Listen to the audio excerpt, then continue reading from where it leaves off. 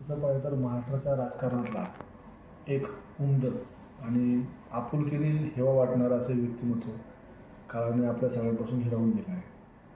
दादांचा माझा संपर्क फक्त माझ्या आयुष्यात दोनदाच झाला.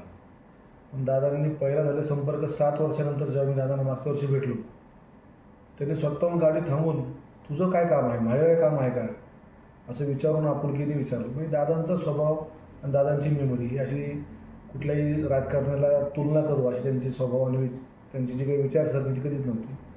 दादा म्हणजे प्रखर व्यक्तिमत्व, उदार व्यक्तिमत्व आणि जे बोलणार ते करणार असं ते व्यक्तिमत्व. तर काळाने आपल्यावरती जो काही घात घातला हा एका फक्त राष्ट्रवादी पक्षाचा लॉस नाही आहे, हा पूर्णपणे महाराष्ट्राचा लॉस आहे की महाराष्ट्राच्या राजकारणाला एक चांगलं नेतृत्व हरपलं आहे आणि कधीच भरून न येणारं दुःख आहे. मी आमचा शिवसेना पक्ष आंबेगाव, आमचा येवले परिवार, आमचं येवले प्रतिष्ठान या सर्वांतर्फे दादांच्या आत्म्याला चिरशांती लाभो याच परिस्थितीत प्रार्थना करतो. ओम शांती.